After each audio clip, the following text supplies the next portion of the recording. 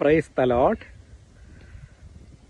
ഒരിക്കൽ ഒരു കർഷകന്റെ ഒരു കഴുത അദ്ദേഹത്തിന്റെ പറമ്പിലെ പൊട്ടക്കിണറ്റിൽ വീഴാൻ ഇടയായി.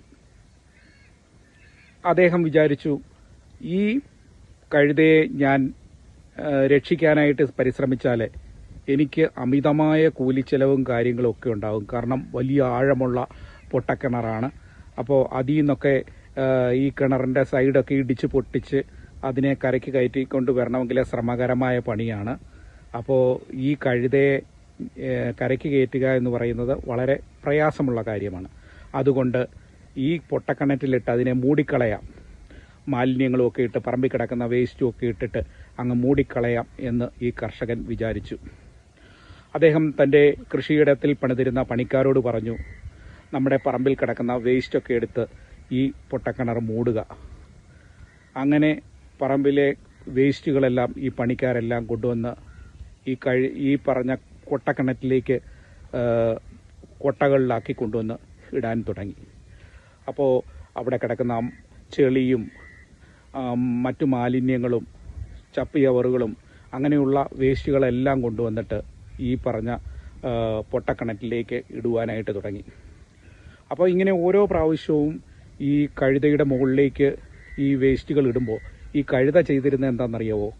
ഈ വേസ്റ്റുകളൊക്കെ ഇങ്ങനെ തലയിൽ നിന്ന് തട്ടി മാറ്റി അത് ഈ പറഞ്ഞ വേസ്റ്റിൻ്റെ മുകളിലേക്ക് കയറി നിൽക്കും. അങ്ങനെ ഇവർ കൊണ്ടുവന്ന് പണിക്കാർ കൊണ്ടുവന്ന് വീണ്ടും ഇതുപോലെ തന്നെ വേസ്റ്റുകൾ കൊട്ടയ്ക്കകത്ത് കൊണ്ടുവന്നിട്ട് ഈ പൊട്ടക്കിണറ്റിലേക്ക് ഇടുന്നുണ്ട്.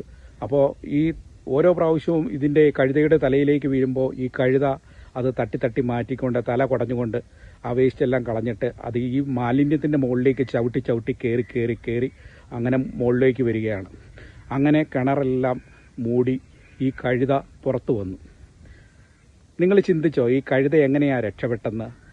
ഇദ്ദേഹത്തിൻ്റെ ഈ കഴുതയുടെ തലയിലേക്ക് ഈ പറഞ്ഞ വേസ്റ്റ് എല്ലാം ഈ പണിക്കാർ കൊണ്ട് ഇടുമ്പോൾ ഈ കഴുത ചെയ്തിരുന്നത് ആ മാലിന്യങ്ങളെല്ലാം തലയിൽ നിന്നും കുടഞ്ഞ് അത് മാറ്റിയിട്ട് ആ വേസ്റ്റിൻ്റെ മുകളിലേക്ക് ഇത് കയറി നിൽക്കാൻ പരിശ്രമിച്ചു എന്നുള്ളതാണ്. ഇതുപോലെയാണ് നമ്മുടെ ജീവിതത്തിലും. ചിലപ്പോൾ നമ്മൾ എന്തെങ്കിലുമൊക്കെ നല്ല കാര്യങ്ങൾ ചെയ്യുമ്പോൾ ചിലപ്പോൾ നമുക്ക് ചുറ്റും ഇതുപോലെ പരിഹാസത്തിൻ്റെയും കുറ്റപ്പെടുത്തലിൻ്റെയും പരാതികളുടെയും ഒക്കെ ഒരു പ്രവാഹം ഉണ്ടാകാം.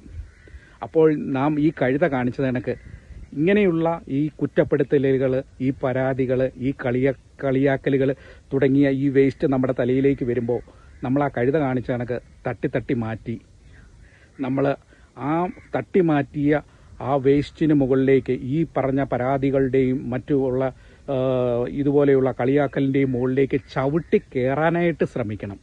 അങ്ങനെ നമ്മളെ ചവിട്ടി കയറി നമ്മൾ പടിപടിയായിട്ട് മുകളിലേക്ക് വന്ന് നമ്മൾ എന്താണോ ലക്ഷ്യമാക്കിയത് അത് വിജയിച്ച് കാണിച്ചു കൊടുക്കുക തന്നെ വേണം. അപ്പോൾ നമ്മളുടെ ജീവിതത്തിൽ വിജയം സുനിശ്ചിതമായിരിക്കും, തീർച്ച. എല്ലാവർക്കും നല്ല ഒരു ദിവസം ആശംസിക്കുന്നു. നന്ദി, നമസ്കാരം. Thank you.